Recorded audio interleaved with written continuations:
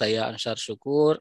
Pada saat ini Ketua Umum Eskul Pandu Digital atau Satgas Pandu Digital Nasional JSDI, dan kemudian di Pandu Digital sendiri sudah pada tingkatan level madya atau mendapatkan badge biru dari Kominfo. Nah, Bapak Ibu yang saya hormati, toh pada tahun 2022 kemarin pada saat COVID-19 bulan 3 itu kemudian kita semua hampir di semua sektor kehidupan kita dipaksa untuk melakukan atau adaptif dengan perkembangan teknologi, ya, termasuk di pendidikan, khususnya di pendidikan bulan 3 itu sudah sekolah ditutup, ya, dalam artian tatap muka ditutup dan kemudian melaksanakan pertemuan secara online. Nah, inilah kemudian berbagai kurang lebih 5 bulan itu pada bulan Agustus Presiden melakukan percepatan transformasi digital, ya, itu ada beberapa arahannya, ada 5. Salah satu di antaranya adanya menyiapkan atau siapkan kebutuhan SDM bertalenta digital. Dalam melakukan berbagai persiapan kebutuhan SDM bertalenta digital ini, kemudian 2020, 2021 itu berbagai kementerian, berbagai lembaga itu melakukan kegiatan-kegiatan digitalisasi, khususnya literasi digital. Nah, salah satu program, ya, prioritas literasi digital itu yang dikawal oleh pemerintah pusat melalui Kominfo, kemudian di basic digital skill-nya itu ada literasi digital dan pandu digital. Ya, ada literasi digital dan pandu digital. Mungkin Bapak Ibu sudah banyak yang pernah mengikuti kegiatan literasi digital, ya, kegiatan pandu digital, ya, itu dalam satu naungan, dalam satu kewenangan pengelolaannya di Kominfo. Pandu digital sendiri itu adalah semua masyarakat umumnya memiliki pemahaman, kemampuan, ya, terkait dengan pandu digital sendiri. Nah, kemudian di tahun kemarin 2021, 2020 itu hanya fokus pada sektor UMKM, pariwisata, pendidikan, desa digital, pertanian, nelayan. Nah, Bapak Ibu, kemudian pandu digital ini merupakan sebuah program, ya, sebuah program literasi digital dari Kominfo, dari pemerintah pusat melalui Kominfo. Sehingga karena berupa program, dia tidak punya kepengurusan. Dia bukan komunitas, bukan organisasi, sehingga dia tidak punya pengurus di tingkat kabupaten, di tingkat provinsi, nasional, tidak, karena dia berupa program. Namun, ya, jaringan sekolah digital Indonesia, ya, jaringan sekolah digital Indonesia itu berbagai waktu, ya, melakukan komunikasi dengan pihak Kominfo, ya, terkait dengan pandu digital. Akhirnya karena kita melihat visi misi daripada JSD itu, ya, sejalan dengan pandu digital ini, maka kemudian pengurus pusat JSDI membentuk namanya Satgas Pandu Digital. Begitu. Ya.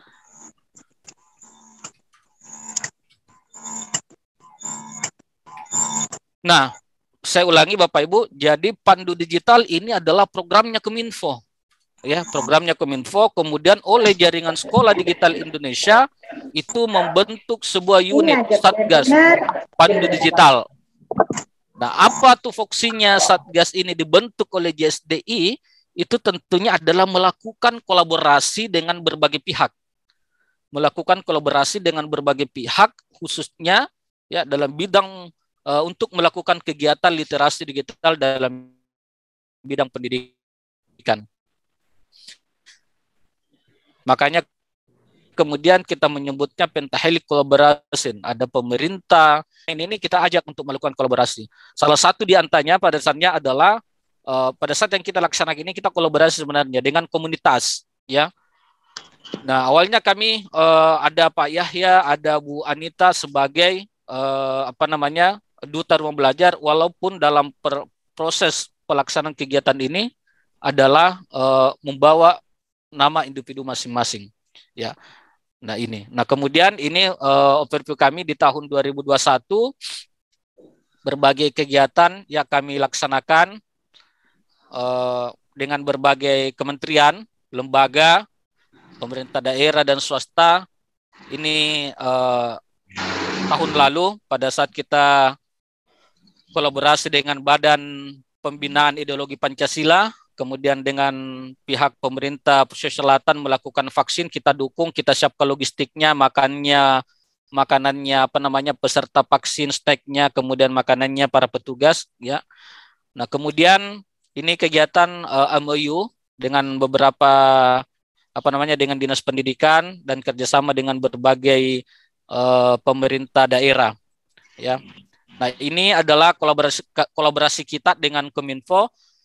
Tahun lalu kurang lebih hampir 150 teman-teman pandu digital, ya, hampir semuanya guru itu terlibat dalam kegiatan pemberdayaan pandu digital dan pembentukan pandu digitalnya Kominfo. Ini tahun lalu, ya, 2021. Nah, kemudian di tahun lalu juga, ya, ini adalah kegiatan regulernya Satgas Pandu Eskul Pandu Digital, ya.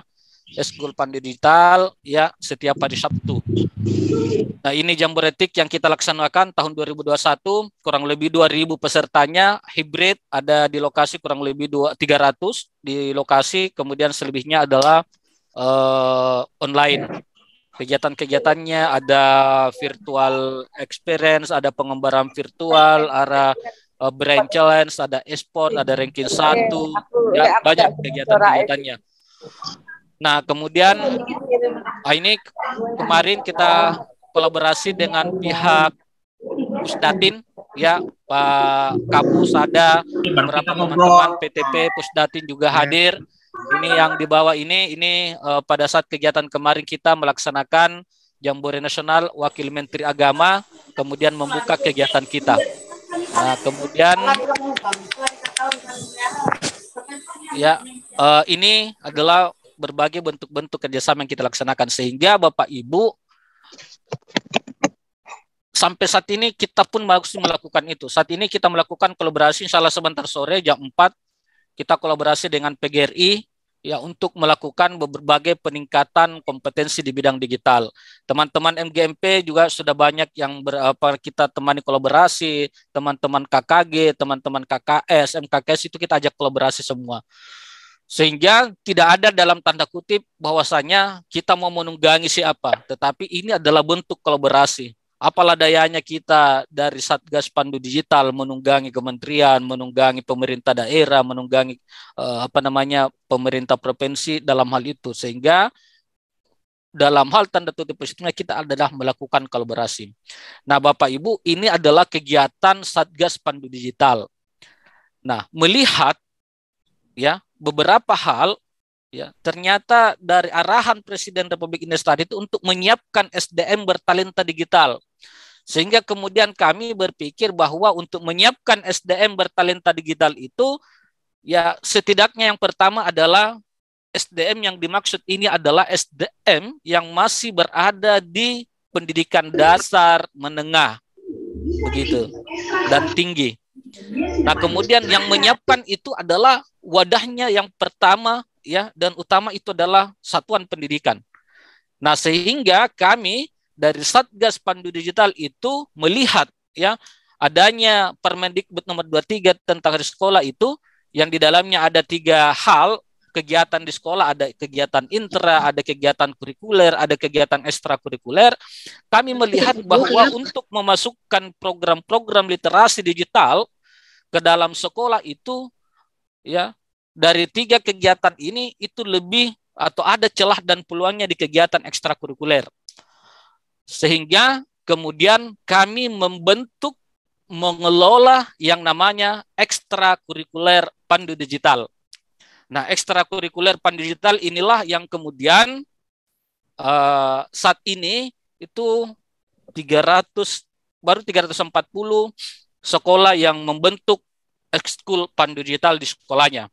Nah, inilah kemudian kami mengajak kepada Bapak Ibu untuk bersama-sama kita untuk berkolaborasi membentuk ekskul Pandu Digital di sekolah masing-masing.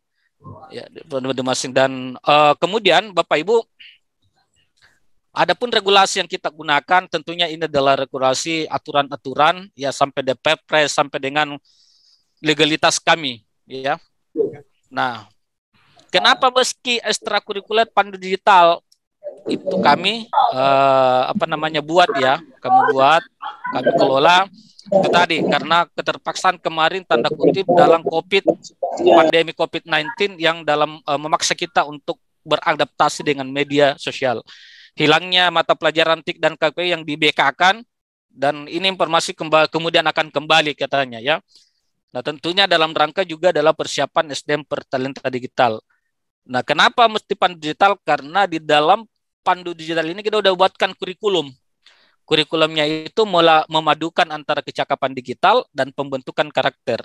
Nah, yang utama sebenarnya kenapa milih ekstrakurikuler itu karena dari 3 kegiatan tersebut tadi, kurikuler dan ekskul itu peluang yang tepat untuk mengembangkan atau untuk menyiapkan SDM bertalenta digital itu melalui ekskul pandu digital.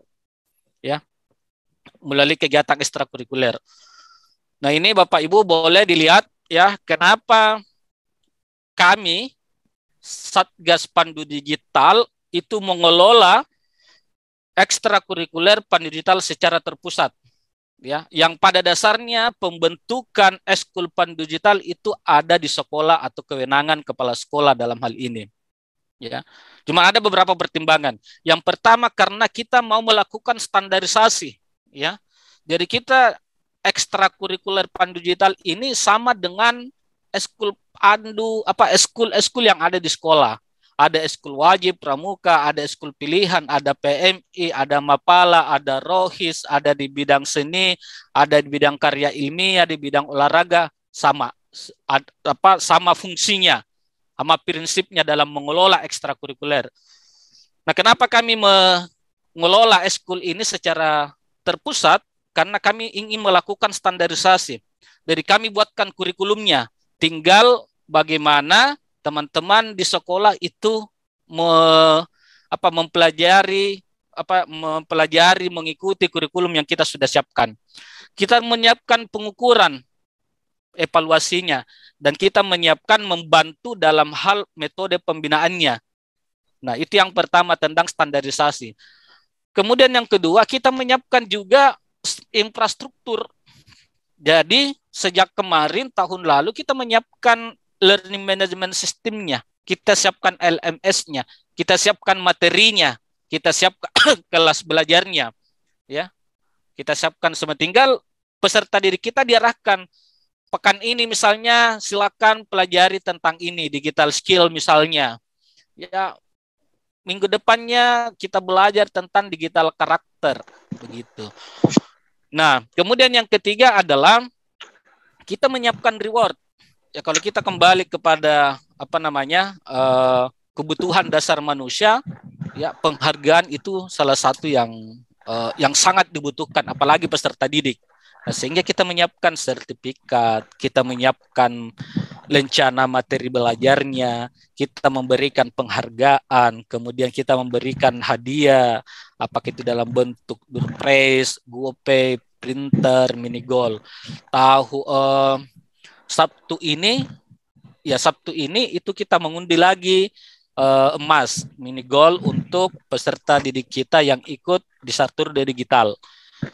Dan yang terakhir, salah satu alasannya adalah bahwa fungsi ekskul itu sebagai penyiapan karir. Jadi Bapak Ibu, apapun nama ekstrakurikuler yang ada di sekolah itu harus mengemban amanah sebagai wadah penyiapan karirnya peserta didik. Pramuka dia harus berfungsi untuk menyiapkan karirnya peserta didik. Rohis harus berfungsi sebagai penyiapan karirnya peserta didik.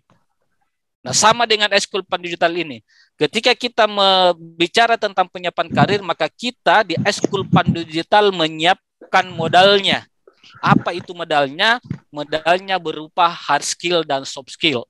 Ya, hard skill ini adalah bagaimana peserta didik kita beradaptasi secara teknis terhadap teknologi informasi dan komunikasi.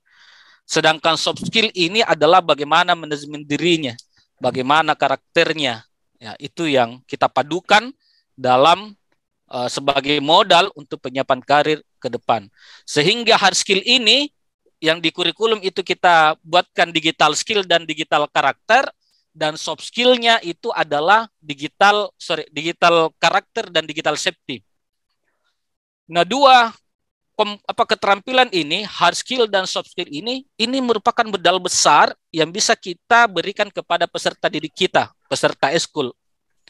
Karena hard skill dan soft skill ini itu bisa diandalkan pada saat ini, ya. Apakah itu peserta didik kita setelah keluar dari SMA, SMK, madrasah aliyah itu melanjutkan ke jenjang pendidikan yang lebih tinggi, ataukah mereka langsung terjun ke dunia kerja? Kami yakin dua kompetensi ini sangat dibutuhkan, hard skill dan soft skill. Hard skill adalah digital skill dan digital kreatif, soft skill adalah digital karakter dan digital safety. Nah, selain itu, penyiapan karir yang kita siapkan walaupun dalam tahap proses adalah sertifikasi. Teman-teman di JSDI ini sementara melakukan proses pengembangan LSP, Lembaga Sertifikasi Profesi. Nah, kami sendiri dari Pandu Digital, kalau dari Kominfo juga kemarin saya dengar informasi seperti itu, mengembangkan untuk sertifikasi pandu digital itu. Nah, kami sendiri sementara ini melakukan tahap penjajakan dengan berbagai lembaga training, lembaga kursus untuk mensertifikasi peserta didik kita, ya, gitu. Jadi ini adalah 4 hal, ya. Nah, Bapak Ibu, ini adalah ini terkait tujuan, ini ada di buku panduan kami, ya. Nah, ini ya Bapak Ibu, fungsi Eskul Pandu Digital itu sebagai fungsi pengembangan sosial, kreatif, dan persiapan karir itu. Nah, kemudian ini ada prinsip, ada di buku panduan dan di permen. Nah, sasaran saat ini tahun lalu ya, itu baru SMA, SMK sederajat dan SMP. Tahun ini di akhir tahun 2021 itu kami dapat banyak masukan, ya. Banyak teman-teman dari Ibtidaiyah, dari SD, supaya ekstrakurikuler Pandu Digital ini juga menyasar SD itu. Karena berbagai olimpiade ternyata yang berhubungan dengan TIK sudah masuk di SD. Sudah belajar juga robotik, ada yang belajar coding, ya, itu sudah mulai di tingkat SD. Sehingga tahun ini, ya, insya Allah kita juga akan menyasar membuat kurikulum Eskul Pandu Digital khusus untuk SD. Di tahun lalu di akhir tahun itu sudah ada beberapa teman-teman memasukkan kompetensi-kompetensi untuk itu. Nah, ini 3 langkah pengembangan Eskul Pandu Digital, Bapak Ibu, ya, kalau ada yang berminat, ya, pada kesempatan ini termasuk sosialisasi kami, kemudian pembentukan dan pemberdayaan. Nah, ini kalau ada silakan di-download, nanti saya berikan kepada Ibu Anita dan Pak Yahya bagaimana caranya untuk mengisi pendaftarannya. Tinggal mengisi sebenarnya formulirnya, form pernyataan kesediaan, kemudian dikirimkan ke email kami. Nah, ini bisa ya, nanti ini bisa di-download di sini, lalu kirim ke Pandu Digital. Sorry, bukan Pandu ya, Pandu. Nah, ini beberapa struktur yang ada di sekolah, dan ini macam-macam, ada yang customisasi di beberapa sekolah. Nah, tahap pemberdayaan. Di tahap pemberdayaan ini kami membuat kurikulumnya ya. Kita buat kurikulumnya, ya, itu tadi ada digital skill, digital karakter, digital safety, dan kreatif. Kita siapkan rencananya dan kita siapkan penghargaannya. Nah, ini standar kompetensinya. Jadi yang bagian atas ini, ya, digital skill dan digital kreatif ini adalah terkait dengan hard skill itu. Yang 2 ini, digital karakter, ini terkait dengan soft skill. Ya. Nah, masing-masing standar kompetensi ini kemudian dibuatkan lagi kompetensi dasarnya, ya. Nah, ini masing-masing di sini kompetensi dasar yang kita siapkan, ya. Untuk digital skill ini beberapa kompetensi dasarnya, ya, digital karakter, digital safety, kemudian digital kreatif. Nah, kemudian batch, ya. Jadi tadi kita siapkan standar kompetensinya, kita siapkan kompetensi dasarnya, kemudian kita siapkan materinya. Nah, materi inilah ketika mereka mempelajari materinya, Ya, mereka ada evaluasinya, mereka lolos 80% passing grade-nya, maka mereka mendapat sertifikat dan mereka mendapat badge. Ini template badge-nya ya. Nah, ini contohnya digital skill. Materinya itu terkait pengetahuan dasar landscape digital tentang perangkat lunak. Ya, perangkat lunak. Nah, ini badge-nya seperti ini ya. Seperti ini. Ya, kemudian misalnya di digital karakter. Ya, ini nilai-nilai adat dan budaya Bugis Makassar dalam pergaulan sosial. Contohnya ini ada berapa? Ini nilai-nilai Al-Qur'an dalam pergaulan media sosial. Kita buatkan materinya, ya. Jadi ini adalah materinya, ya. Nah, ini adalah badge-nya. Sama dengan di digital skill, safety, ya, dengan digital karakter. Kreatif juga seperti itu. Nah, kita nanti menyiapkan ini, memiliki kemampuan dasar dalam menggunakan aplikasi Canva, grafis, infografik, dan video. Nanti kita setelah lulus kita siapkan sertifikatnya dan bisa kita sematkan lencana ini. Nah ini ya Bapak Ibu, kemudian ini beberapa, jadi selain tadi materi-materi belajar, kita siapkan kelasnya. Kita siapkan kelas robotik, website, SAC, konten kreator, mikrotik, dan manajemen kerja daring. Nah hari ini kita belajar workshop tentang Canva, ya. Nah teman-teman ini nanti setelah ini salah satu program kami kan melakukan rekrutmen trainer. Jadi setelah kegiatan Canva kita akan beralih ke Smart Application Creator dan konten kreator multimedia. Kita akan melakukan TOT di situ kerjasama dengan beberapa vendor. Ya, kerjasama dengan beberapa vendor. Kemudian kita akan melaksanakan hal ini. Nah, Bapak Ibu, jadi tadi sudah kita siapkan kurikulumnya, materi belajarnya, ya.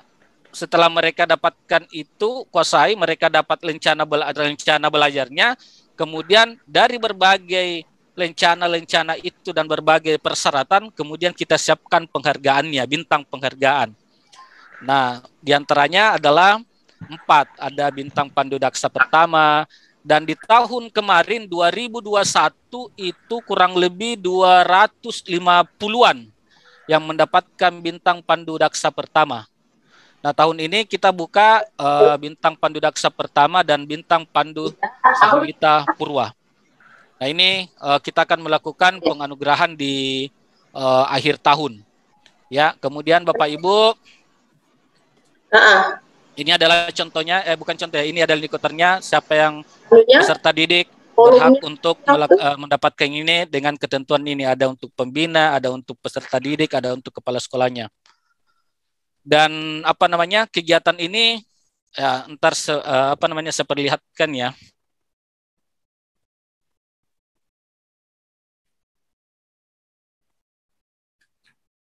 Lalu banyak teman-teman yang sudah mendapatkan digital Pandu ini, bintang ini, dan mereka membuat dalam hampir sama ya.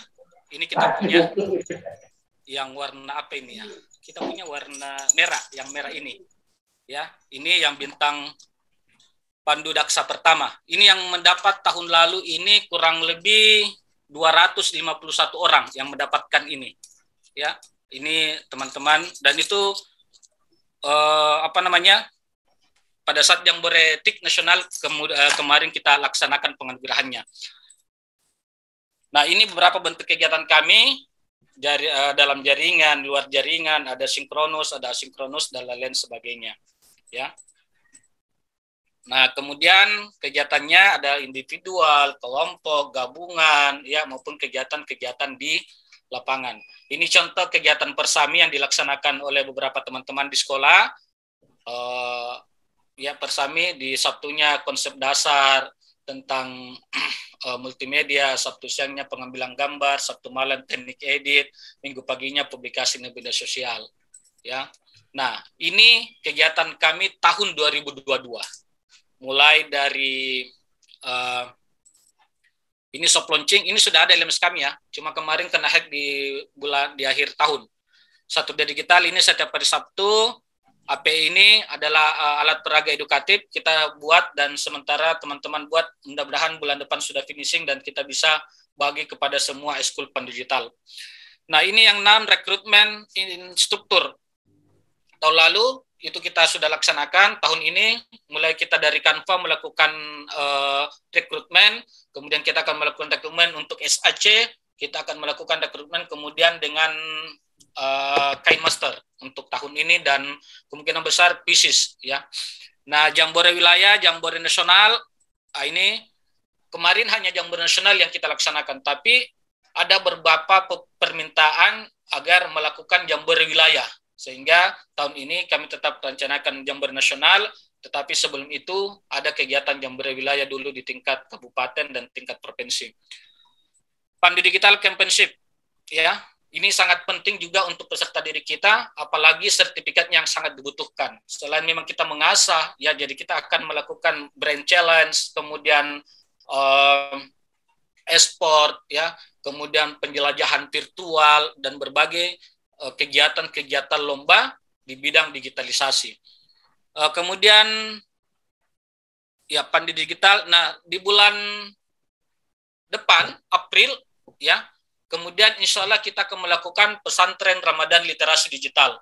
Kita sudah kita sudah melakukan koordinasi dengan berbagai pihak, ya baik itu pihak pemerintah maupun pihak swasta untuk mendukung kegiatan pesantren Ramadan literasi digital. Nah ini saya ajak kepada Bapak Ibu nantinya bisa bergabung, ikutkan siswa-siswa kita nanti di program pesantren Ramadan literasi digital ini.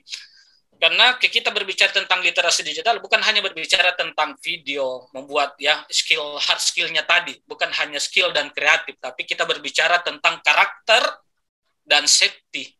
Nah, ini yang kemudian akan lebih banyak kita bahas di pesantren literasi digital itu. Nah, kemudian Bapak Ibu yang saya hormati, ya ini evaluasinya yang saya tadi teman-teman, tidak ada biaya dalam kegiatan ini. Nah, selanjutnya Bapak Ibu izinkan saya sekali lagi untuk memperlihatkan LMS kami. Ya, ini LMS kami. Ini kurikulum ya, standar kompetensinya, ini kompetensi dasarnya ya. Ini materi-materinya. Jadi setiap materi-materi ini Bapak Ibu ini punya rencana belajar semua.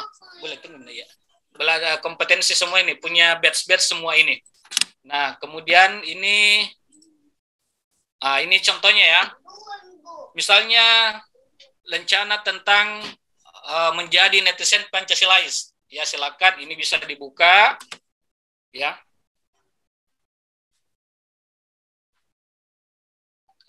Tahun lalu kami kena hack, ya malware banyak sekali karena kami menggunakan WordPress, walaupun yang add-ons yang premium semua, tapi tetap kami mendapatkan serangan, sehingga memang agak lambat dan makanya tadi ada nanti soft launching untuk kegiatan LMS ini.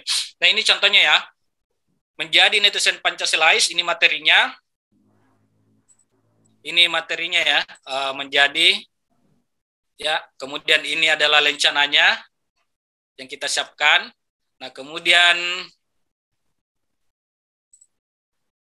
ini adalah overview-nya, apa itu ya, materi-materinya, tujuan pembelajarannya, ya diharapkan mampu memahami. Nah ini kurikulumnya, instrukturnya siapa. Nah ini kurikulum. Nah ini kita punya kurikulum, ya ini terkunci karena belum mendaftar, ya.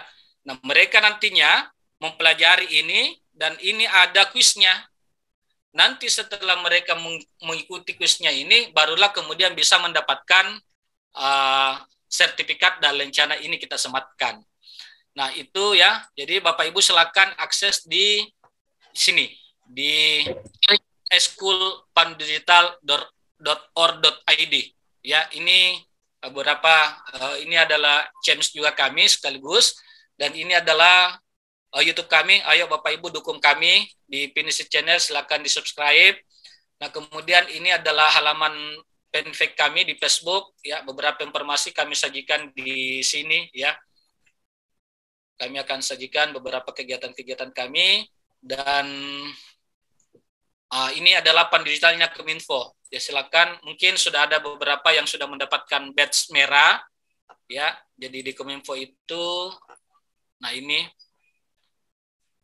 Nah, terakhir kami melaksanakan ini, kegiatan kami dengan bersama Kominfo ini ya, yang tanggal 12 Maret ini. Dan saat ini jumlah pandu digital batch merah itu baru 14.709, ya. Kemudian ada 55 yang biru, 2 yang hitam. Kemudian kami termasuk di 55 ini. Saya kira seperti itu Bapak Ibu pengantar tentang ekstrakurikuler pandu digital. Sehingga terakhir ya, saya mengajak kepada Bapak Ibu sekalian, ya, mari ya kita memfasilitasi peserta didik kita untuk mengembangkan karir mereka, ya, mengembangkan kompetensi mereka, menyiapkan karir mereka melalui kegiatan ekstrakurikuler pandu digital ini.